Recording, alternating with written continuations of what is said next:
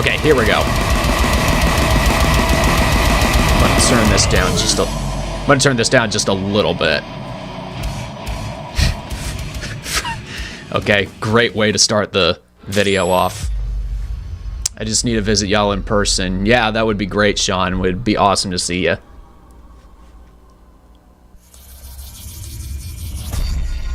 Battlefrost Productions. You do it with your mind. You do it with your mind. You do it with your That was the year I was made too. You do it with your mind. You do it with your mind. That artwork looks awesome. Where were you 30 years ago today, the day Southern California was rocked by the powerful Northridge earthquake? In a hospital. You see all these people lined up. They are lined up. Probably crying my eyes out because I was just born and didn't know what was going on. No gas, no electricity.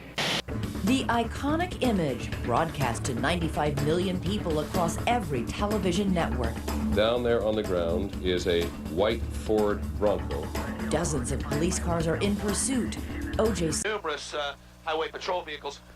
I was wondering, I was like, what's the person of interest in that van? Kurt Cobain, the leader of one of rock's most gifted and promising bands, Nirvana, is dead, and this is the story as we know it so far. Cobain's body was found forgot that was 94. on Friday morning. He was dead of an apparently self-inflicted shotgun blast to the head. Police found what is said to be a suicide. So technically the production on You started the year before? Actually, no, because I was born in November, so that's plenty of time for the bun to cook in the oven. Not only that, I was conceived in an ice storm, so it was probably somewhere around like January or February. And this evening she was released from that hospital. It was 30 years ago that something truly amazing happened.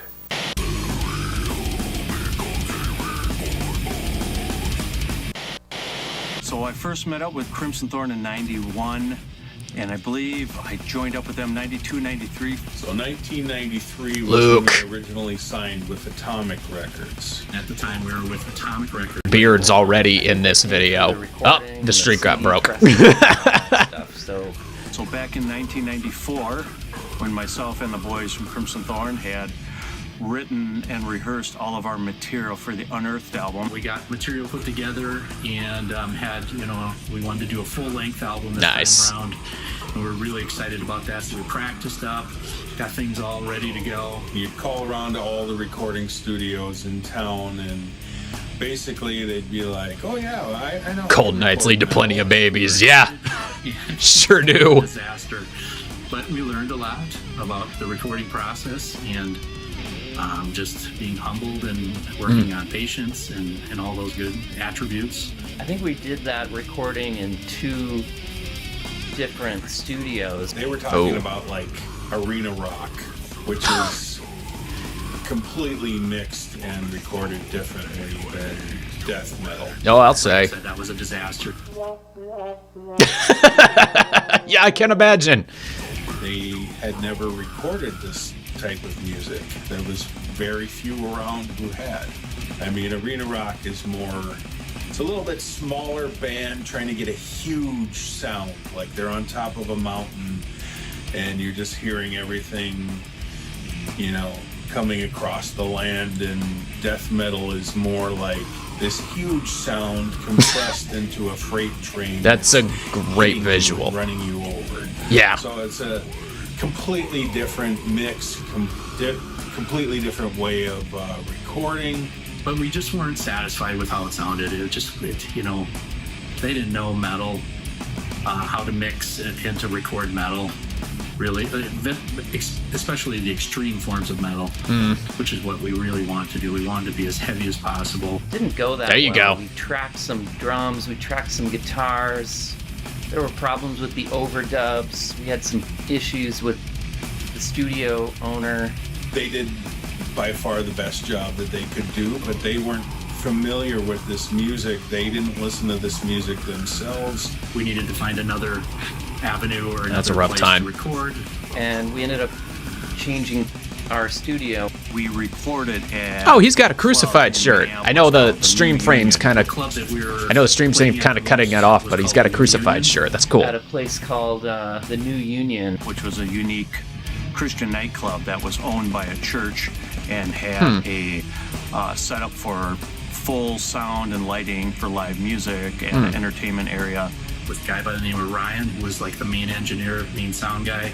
And we recorded there with one of the engineers.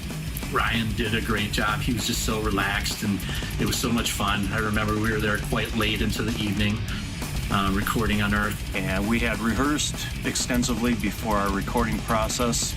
Dude, that kit looks cool. Process really streamlined and smooth. Track drums. I remember Kevin nailed the drum parts. We did them all in one day. For the drums, a lot of the tracks were just done in one take. We practiced up, got things all ready to go. We just went in and just went for it, just full blast. And the whole process for drum tracking, it may just was done in a few hours or so. Kevin just had the attitude, and we recorded Unearthed literally, I think, most of the tracks in one night. Maybe 2-3 takes on each song. Once they had... Okay, props to them. Just want to stop for a second. Props to them for being able to record all of that in a short amount of time. It's one thing about the mix. I remember listening to the original 92 release, or was it? No, 94. What was I thinking? I remember listening to the original 94 release. The mix is rough, but the performance, you can tell, is tight. And the fact that they rehearsed so much in order to be able to get them well recorded and perform them well so that it all comes together as best as you possibly can with what you got. I mean, props to them on that. Tracked all the guitars as well, and then we moved on to the mixing stage. And then we took those tracks and brought it to my Apple Studio. They were on 8-at tracks, actually, or 8-at tapes. And took those tracks to my Apple Studios in South Minneapolis with a guy by the name of, what was his name, Gary something or another. I never liked the bass drum sound. There were parts where he had 2 bass drums, and there were parts where the volume just wasn't totally equal. And I know there was a few times where Luke was like, I'm not happy with how the drums sound, or I'm not happy with this, or whatever. The original recording, it was like the ride and the snare came through nice and clear, and the rest of the drums were kind of a little bit hard to tell exactly what he was playing, what he was doing. And just throwing my 2 cents in there. Metal is a difficult genre to mix because you have so much going on in the lower mid-range. This year has been all the more of a test on my knowledge in production and everything as I've been working up to finishing a release for this coming year. And I'm glad to say, the mix I could not be more proud of, because it sounds like it could punch in the weight class of the big dogs. But that's not to say it wasn't without its frustrations, and a lot of it is because there's so much going on in that lower mid-range, to where you got the guitars and the bass and the kick drum and anything else trying to fight for prominence in those areas, and it takes some precision to clean that up and a lot of patience in order to do that. So yeah, I totally get that. He mixed it and mastered it for us. And I remember him saying a few things here and there, kind of like, oh, that was weird how that was recorded. He did mix the natural snare sound and a triggered snare sound, where we had the trigger I think the trigger was about 1/3 of the way in the mix, just to add a little bit more. Okay. But there were parts where it wasn't triggering. We got a very heavy wall of noise album, but it was missing some of the clarity where we would have wanted it, and some of the punch where we would have wanted it, and it kind of came across like a hurricane. We're all just kind of like, yeah, but we don't have any money, we got to get this done. It was kind of on a shoelace budget. So we got those all mixed and mastered and put onto tape and the CD, and we were very proud of the album. Josh Jecker did all the artwork for us. So Miles and I were at Immortal Fest 2023, and then he leans over to me and says, "Oh, hey, guess what I found in my garage in a box? The original ADATs of all the tracks for Unearthed." Cool. I was sent a text message to Charles Powell right away to see if it's possible to get those converted, and we started talking about doing a full remix. So I got the text from Luke, and I was pretty excited, man. The epic Beard's return. Rottweiler to do new music, so I immediately was also contacting them about re-releasing Unearthed, and they were very excited about that. ADATs are known for the box for 30 years, so I sent them out to Charles, and he took them to a place. I went ahead and called Richard over at Blitz Recording Studio. Richard, you still got these ADAT machines? Oh yeah. So I do. All right. So I grabbed the ADATs and I drove over to Blitz Recording. And shout out to Richard, by the way. He's got a cool little recording studio over there. So I brought the tapes in, and the next thing, do they work? There are no track sheets or anything, though, right? That's all I got. Okay, it's only 16 tracks. Rough and raw. It's absolutely amazing what you can get from these old ADAT tapes. It was really difficult in those days. Of course, everyone didn't have the technology that we have today. Cool. I am like geeking out on that old technology right there. Tracks on like 8 or 9 tracks. Okay. 1, 2, 3, 4, 1 through 16. Yep. Wow. That's excellent. Well, believe it or not, ADATs, they also do, anything can hold its quality and clarity as long as you store it right. But ADATs actually were pretty durable, so I'm not too surprised that they were able to get all the recordings off of that. That's the bass, obviously. Those drums are wild. That was Luke. Yeah. Single obstacle fell, one by one. That's always a great feeling. And I remember getting the text that he was there and that so far they were working. All the tracks were good. And I remember kind of doing a little victory, like, when I'll bet. He told me that all of them were good. All the tracks were good. And that we'd be able to do a full remix. Yeah. Hey guys, Jairus with Rottweiler Records. Jairus! I am so happy to announce to you that Crimson Thorn is re-released Unearthed. And not only is it a re-release, but it's a remix and remaster. And it is such a brutal new addition to their library. This record meant so much to me. This trajectory of my entire life, it really did. So I was very, very excited to be completely remixing this album with somebody who knew the music, listened to the music himself, loved the album, and could actually get the sound that we were really hoping to get 30 years ago. And we finally have. Now, let's talk about this new remix remaster of Unearthed. It is sonically just light years ahead of where the original recording was. Charles over at Battle Frost, not only did he clean it up like I said earlier, but he packed so much punch into the bass, the guitars, brought the drums up to a place where now it feels like you're being pummeled by the kicks. The snare sounds great. I am so excited that Rottweiler can release this record. One day, I was walking around this place called Berean's Christian Store. I think I've heard of that, actually. In San Diego, California. Back then, cassettes were a thing,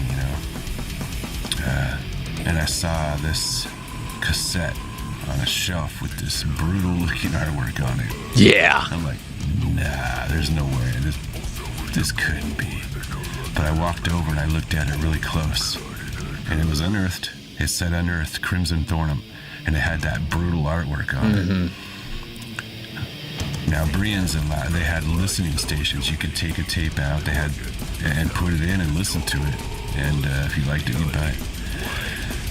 You know, I'm like intrigued. Okay, the artwork. I popped it in, put them headphones on, pressed play, and the sonic assault that infiltrated my ears changed my life forever. I couldn't run to the cashier fast enough. I started singing along with it. Luke, you know, in his own way, kind of helped me figure out how to do my own death metal vocals and stuff. Singing along to him. I remember one time, there's this store out here in San Diego called Food for Less. I'm walking through the grocery store. I've heard of that. I don't know if I had a Walkman in or what, but I started singing along to one of the songs. What was it? In Food for Less. And I was singing with morally decapitating, morally decapitating, spiritually castrated. Morally decapitating, spiritually castrated. Yeah, that's from the song Your Carcass. Screamed it out, and I was like, I got my death metal voice, you know, and it screamed out in the middle of the store, heads turning. Mom laughed. That's one of those just memories that it's weird moments like that, but it's like that's how a metal vocalist is born in many cases. It's like it's just you try to imitate what you hear on the records you listen to. I say records is more or less like CDs or digital for me at the time. But you try to imitate those as much as possible, and then you just get this belt out that you try, and it works, and then you just try to do it as often. And what I think is also kind of infectious is once you do it, you just want to keep on doing it, and it's like, oh, that was cool. Can I do that again? My throat's a little dry right now, but it's like that. Yeah, that's a very pivotal moment for somebody who loves doing that sort of thing. And God bless my parents. I did that. I screamed along to my favorite albums every day, and then worked on my voice, like my singing voice, whenever I hit. Because I was 13 at the time, and the further I went into my teen years, the more my voice changed, and I had to learn how to adjust to that. But it's like those are like he said, those are memories that you'll have with you for the rest of your life, especially when something like that makes such a profound impact on you. Up a blank song and start dragging these tracks in to see what I would get, and this is how that looked. Cool. I'll close this. So I get a bunch of tracks with just numbers on them. So my first order of business was basically to see what these are. Let's check it out. Kick. So I'd probably write something like kick, right? Oh. Which makes this the kick left. Oh, they double. Let's just okay. make sure. Oh, okay. That's how they did their kicks. So I can go back and forth. You can hear the different tuning of the kick there. So what was next? Snare? No, those are overheads. So this was one of my limitations I came up against when I got these tracks here. It's I don't know. They only had 16 tracks to work with, so the studio kind of married these together. These are toms and overheads. And that's what I had to work with. So you can hear the tom. And I think Luke was on the phone telling me, like, hey, there was 4 toms on there, but, not all of them got recorded. And he was right. So let's take a look at these. So I had to, let's see, where's my pan? All right, so I'd pan these out like this. Those So are I had some tight. limitations. I couldn't separate the toms from the overheads. I had to work within those parameters. Hold on, I got a cat at the door.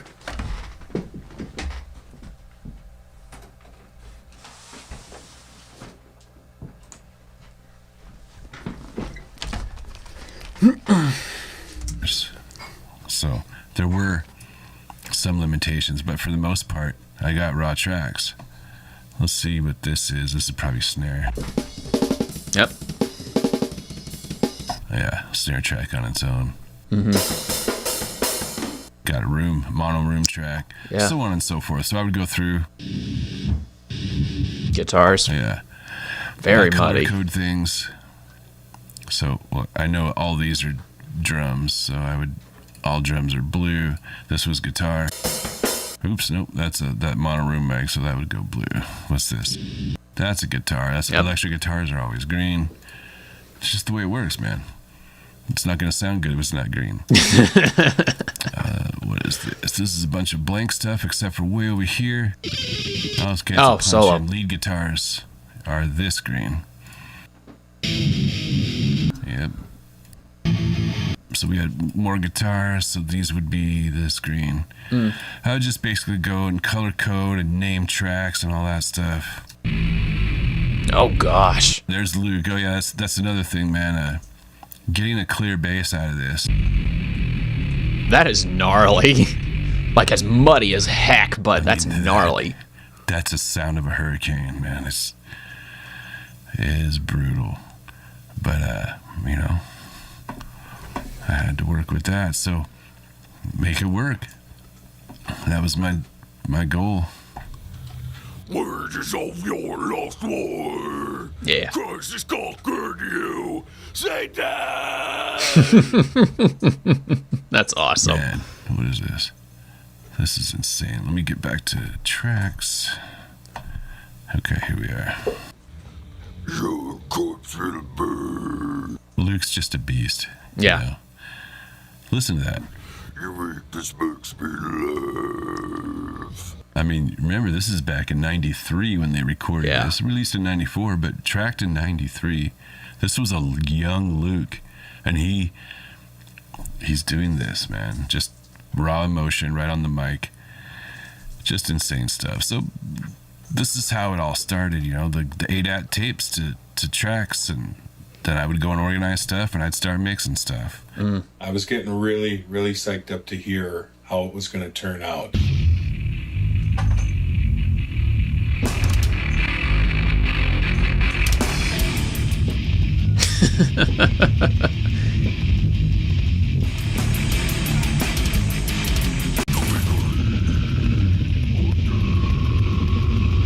It's crazy. I think the night and day difference that those two mixes are.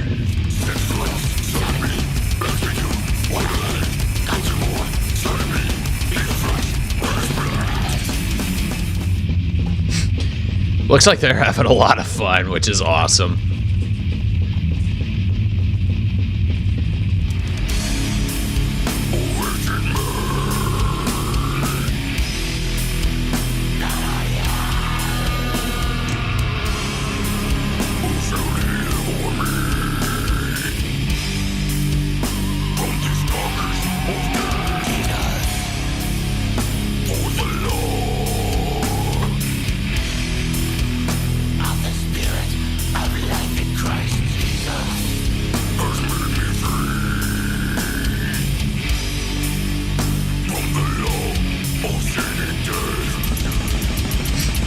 That is, what was it?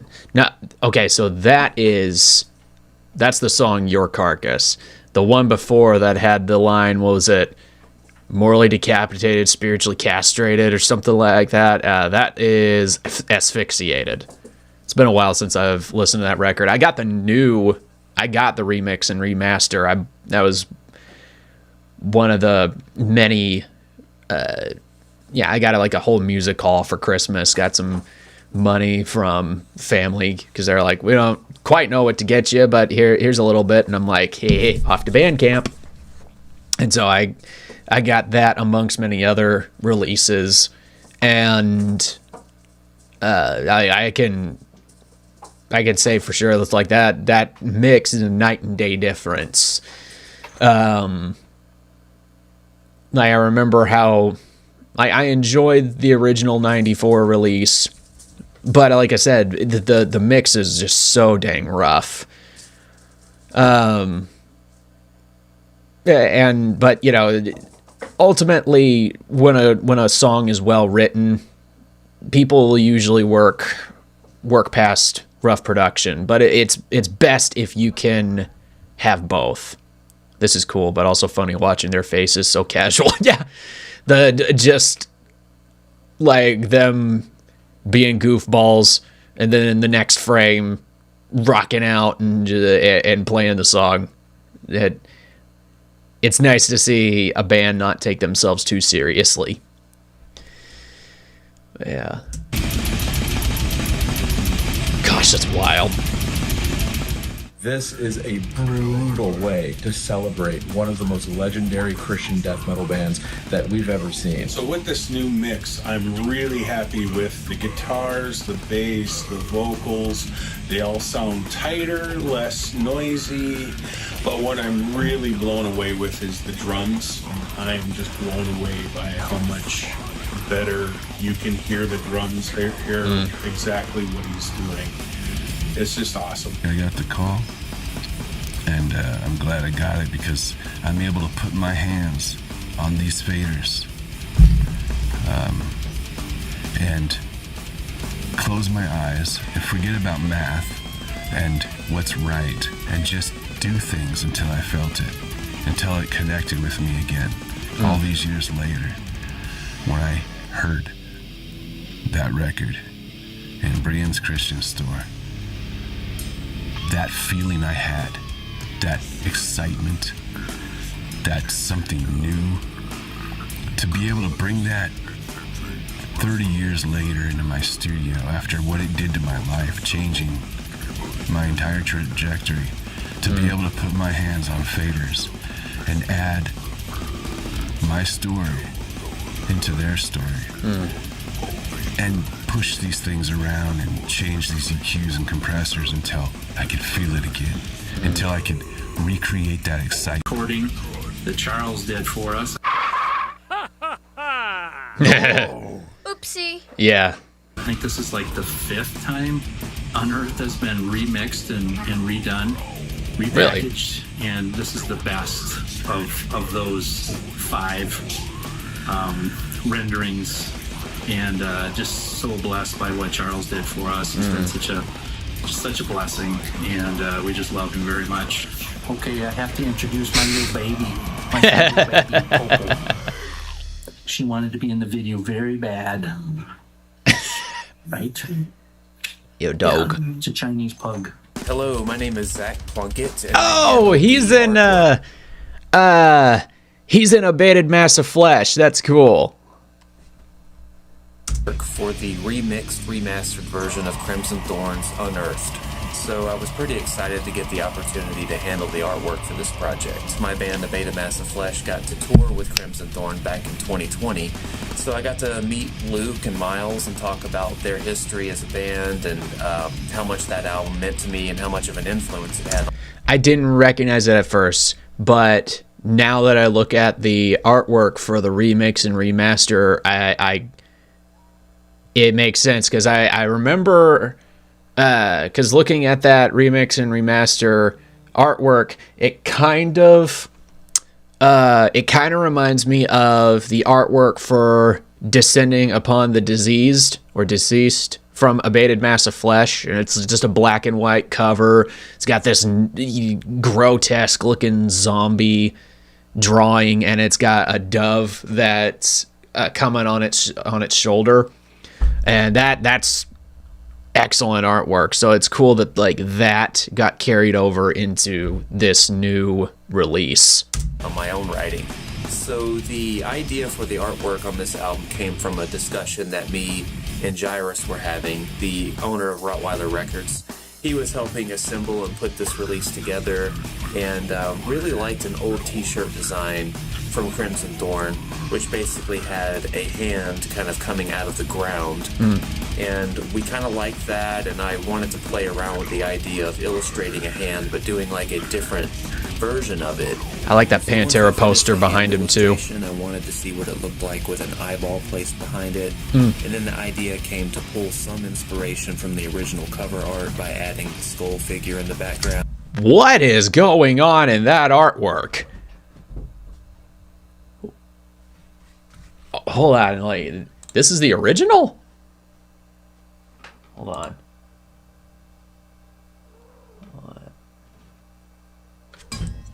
Let's back this up just a sec. What is going on in that artwork? Holy cow. Hold on, let me try to shrink this. Whoops. Let me try to shrink the frame a little bit so you can see the full artwork.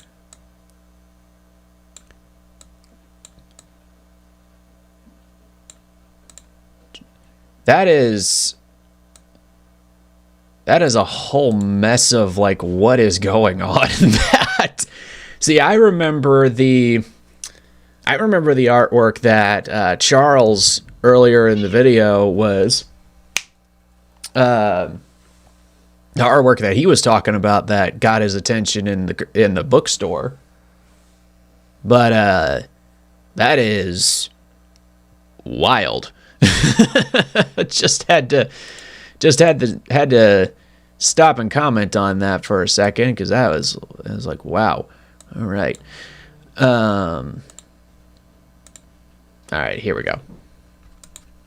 Art by adding the skull figure in the background, and it basically just turned into this abstract piece. Got it. So I had a lot of fun working on this, and I was thrilled to. Oh, that's aggressively 90s. Oh, yeah. And that Luke and the band liked the artwork as well, and that it ended up being the official cover. So being so driven to write, record, play this powerful music, for me, it's just natural to also have the lyrics be about the most powerful thing in my life. Is to give glory and honor to the Lord because of what he's done. I feel really called to spread the gospel of Jesus Christ through this style of music. Amen. Because many people, especially in the metal community, have been made to feel that God hates them, that God does not love them, that God just, all he does is disapprove of them. I mean, a lot of Christians shun them, won't show them any love. To me, those are the real people who are serving Satan, not kids in metal t-shirts. We got our name from Matthew 27, verse 29, where it talks about Christ having the crown of thorns put on his head before he was put on the cross. Jesus loves you and wants a relationship with you. Today is the day of salvation, and Amen. I hope that you can explore that and take Jesus as your Savior. I'm screaming for joy. I'm growling for joy. I'm excited. ABCs of salvation: admit or acknowledge that you're a sinner. B's believe on what Christ did on the cross and what Christ did for us. And C, confess him to somebody else or confess him as Lord in your life. I really hope you enjoy this whole remix and remaster. And we are working on some new material. So that's exciting to hear. Keep your eyes open for that. God bless. What they're doing now, guys, what they're producing is so beyond what they've done before. I've heard some snippets of the new 2025 material, Crimson Thorn. It is going to be worth the wait. If there's anything that you guys want to know about Crimson Thorn, shoot us an email. We'd love to let you know what's happening. Thank you for taking time to pick up the new remixed, remastered Unearthed CD. I hope you enjoy it. I cannot wait to do more with Crimson Thorn as the year goes on. Check you later. Well, that's awesome. And yeah, the statements they made at the very end of it, where it's like, you know, now is the day of salvation, and like it's all about sharing the gospel. That's exactly the heart I had for it. And back when I got hooked on metal and really just got into the whole culture of it all and basically wanted to be a Mortification clone at the time. I mean, that just made sense to me. It was what made sense. Like, if you're gonna play music that extreme, you know, be extreme about the gospel and be take a bold stance for that. That's, like I said, I've been enjoying the remix and remaster of this album, and I'm really excited to hear what they have down the road for new music, because I can only imagine how something like that being interpreted through recordings at the source from people who actually like know how to record and produce metal this go around. And Crimson Thorn has released other albums since then. I think their last album was 2002, I think. But that was, I mean, like, they were them reforming. It's cool to see a lot of bands that stepped away reforming in the same spirit that they gathered in the first place, you know, where this is music that they love, talking about the God that they love.